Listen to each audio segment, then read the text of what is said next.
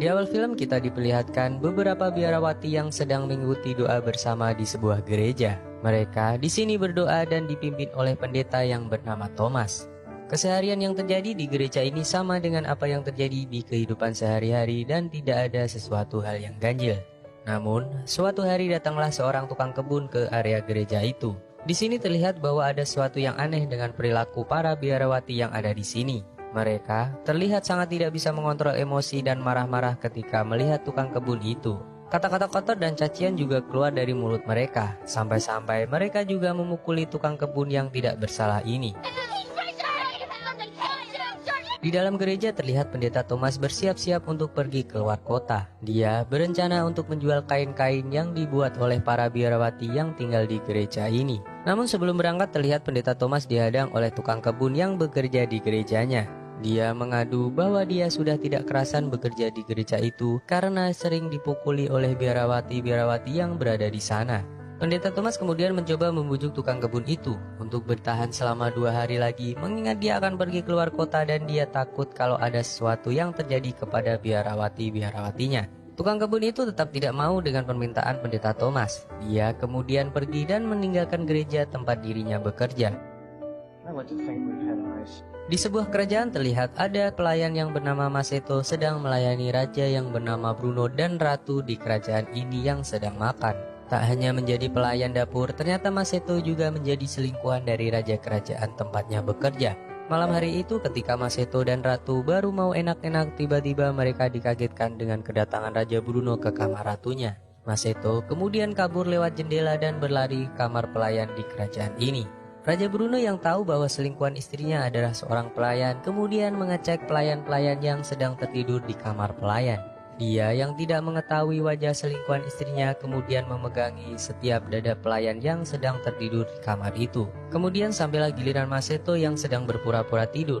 Setelah Raja Bruno memegang dadanya, dia kemudian curiga bahwa Maseto lah yang telah berselingkuh dengan istrinya. Karena keadaan yang gelap, Raja Bruno lalu memotong rambut Maseto untuk menandai bahwa Maseto lah yang telah berselingkuh dengan istrinya tadi. Setelah Raja Bruno pergi dari kamar itu, Maseto kemudian bangun dan dengan kecerdikannya Maseto kemudian memotong rambut temannya sesama pelayan agar Raja Bruno tidak bisa menandainya.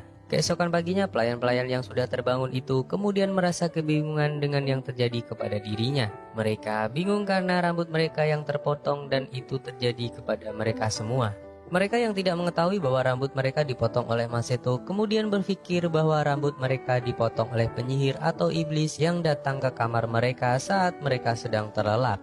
Lalu Raja Bruno pun datang. Dia kemudian memeriksa rambut mereka satu persatu, namun dia tetap tidak mengetahui siapa pelayan sebenarnya yang telah berselingkuh dengan istrinya tadi malam. Siangnya setelah makan siang selesai, Ratu menghadang Maseto kemudian mengajaknya enak-enak di tempat itu, tapi diketahui oleh Raja Bruno yang telah memantaunya dari kejauhan. Raja Bruno kemudian memerintahkan prajuritnya untuk segera menangkap Maseto yang akan melakukan enak-enak dengan sang ratu. Maseto yang mengetahui hal itu kemudian berlari mencoba melarikan diri dari kejaran prajurit sampai dia masuk ke sebuah hutan. Setelah berhasil melarikan diri dari kejaran prajurit kerajaan Raja Bruno, Maseto kemudian berjalan dan melihat pendeta Thomas sedang mengambil kainnya yang hanyut di sungai. Maseto kemudian mendekati pendeta Thomas dan membantu mengambil kainnya yang hanyut di sungai itu. Pendeta Thomas kemudian berterima kasih kepada Maseto yang telah membantunya. Dia lalu bertanya kepada Maseto di mana dirinya tinggal.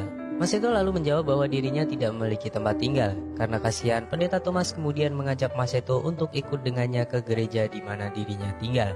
Sampainya di gereja, pendeta Thomas kemudian memperkenalkan Maseto kepada kepala biarawati. Dia di sini mengatakan bahwa Maseto ini bisu dan juga tuli. Pendeta Thomas sebelumnya sudah mengatakan kepada Maseto untuk berpura-pura bisu dan tuli agar dirinya nanti tidak diganggu oleh para biarawati-biarawati yang ada di gereja tersebut. Maseto kemudian bekerja sebagai tukang kebun di gereja ini untuk menggantikan tukang kebun sebelumnya yang keluar karena tidak tahan dengan kelakuan dari biarawati gereja itu. Saat Maseto sedang bersih-bersih, dirinya melihat 2 orang biarawati yang berada di dekatnya. Maseto kemudian tersenyum, namun biarawati itu lalu datang ke tempat Maseto. Kemudian biarawati yang bernama Alexandra mengacungkan kampak yang dia bawa ke arah Maseto. Biarawati yang satunya yang bernama Fernanda kemudian mencoba menenangkan biarawati temannya itu. Dan tak lama kemudian datanglah biarawati yang bernama Mama Lauren lalu menjelaskan semua tentang Maseto kepada mereka bahwa Maseto ini adalah tukang kebun baru yang bekerja di gereja ini. Saat Maseto sedang istirahat, tiba-tiba biarawati Fernanda datang meminta tolong kepada Maseto untuk memperbaiki alat jahitnya yang rusak. Maseto yang berpura-pura bisu dan tuli hanya diam dan meminta alat jahit yang dibawa biarawati tersebut untuk diperbaiki. Malam hari pun tiba, terlihat Maseto sedang berbicara dengan pendeta Thomas bahwa dia berterima kasih dan bersyukur sudah bisa tinggal di gereja ini. Pendeta Thomas kemudian memperingatkan kepada Maseto untuk berhati-hati kepada para biarawati di gerejanya, karena mereka memiliki sifat emosional yang tidak bisa dikendalikan. Di tempat lain diperlihatkan bahwa biarawati-biarawati itu sedang mabuk-mabukan dengan minuman anggur yang mereka curi dari tempat pendeta Thomas. Saat mereka sedang menikmati pesta anggur, tiba-tiba pintu kamar mereka diketuk oleh biarawati yang bernama Ginerva. Mereka kemudian mengajak Ginerva untuk ikut ke dalam pesta tersebut, namun segera ditolak oleh Ginerva. Para biarawati yang sedang berpesta tadi kemudian berusaha membujuk Ginerva. Terlihat Ginerva akhirnya ikut dalam pesta anggur itu dan meminum minuman anggur ini. Salah satu dari biarawati-biarawati itu ternyata bukanlah seorang biarawati. Dia adalah Martha yang merupakan teman dari Alexandra yang datang dari luar kota. Martha kemudian bertanya kepada Ginerva, apakah kau pernah disentuh oleh lelaki? Dan faktanya bahwa semua biarawati di sana belum pernah sekalipun disentuh oleh laki-laki manapun. Martha kemudian bercerita bahwa betapa enaknya saat dirinya disentuh oleh laki-laki. Saat Fernanda telah tertidur, Martha dan para biarawati lain kemudian berusaha melepaskan baju yang dikenakan oleh Ginerva. Lalu terlihat di sini Martha dan Alexandra kemudian melakukan enak-enak seperti pasangan lesbi pada umumnya. Pagi harinya saat Maseto sedang bekerja di kebun, Fernanda datang dan menghampirinya. Di sini terlihat Fernanda begitu perhatian dan sepertinya dia telah menyukai Maseto. Tiba-tiba Fernanda melepaskan penutup kepalanya dan mulai mencium Maseto. Maseto yang telah terangsang kemudian melanjutkan dengan melakukan enak-enak dengan Fernanda di kebun ini. Lalu saat mereka sedang enak-enak, tiba-tiba lonceng dari gereja berbunyi dan Fernanda bergegas pergi meninggalkan Maseto yang sedang menahan hasratnya. Di tempat lain, Martha dan Alexandra terlihat sedang membuat ramuan agar mereka terlihat cantik. Setelah itu, mereka berdua menuju ke gudang di mana Maseto berada dan kemudian mengancam Maseto untuk melakukan enak-enak dengan mereka berdua. Saat keadaan Maseto sedang enak-enaknya, tiba-tiba mereka berdua pergi meninggalkan Maseto yang sedang menahan konaknya yang sebentar lagi akan keluar. Maseto kemudian menemui Fernanda di kamarnya ketika gereja sedang kedatangan tamu dari keuskupan. Mereka berdua lalu melakukan enak-enak di tempat itu. Namun, tiba-tiba ada seorang biarawati tua datang ke kamar mereka. Tapi sepertinya biarawati tua ini tidak tahu bahwa Maseto dan Fernanda sedang melakukan enak-enak di kamar ini. Maseto yang kaget kemudian tanpa sengaja mengeluarkan kata-kata dari mulutnya yang membuat Fernanda kaget. Maseto kemudian bergegas pergi meninggalkan Fernanda dengan biarawati tua itu. Di tempat lain diperlihatkan Ginerva yang mengetahui kelakuan Martha dan Alexandra yang membuat ramuan kecantikan kemudian berusaha meracik ramuan itu di sebuah gudang. Dia berharap agar Maseto tertarik dengan dirinya setelah dia menggunakan ramuan ini juga.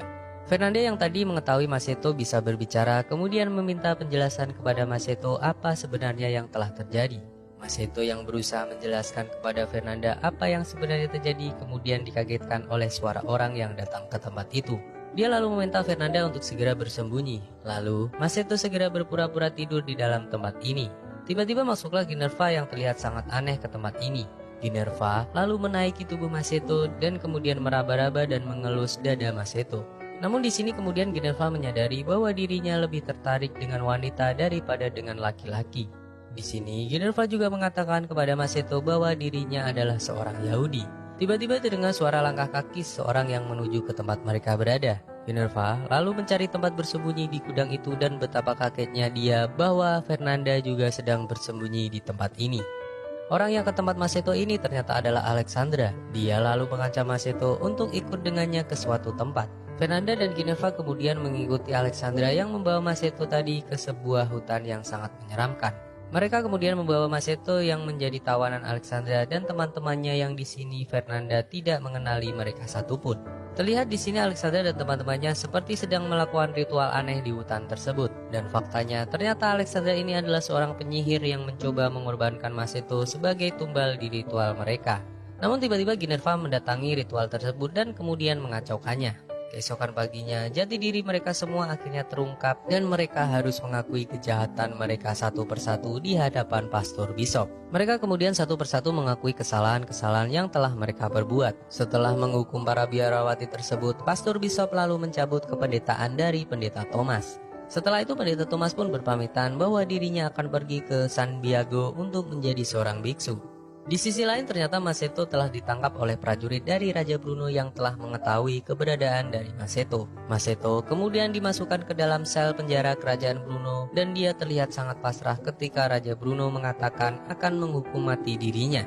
Tiba-tiba malamnya saat penjaga sedang tidak ada, datanglah Ginerva, Fernanda dan juga Alexandra untuk menyelamatkan Masetto dari penjara Raja Bruno. Tapi di sini mereka memberikan syarat kepada Masetto untuk kembali ke gereja mereka dan tinggal di sana. Masetto kemudian mengiyakan permintaan itu, lalu mereka pergi dari penjara itu dengan bahagia dan film ini pun usai.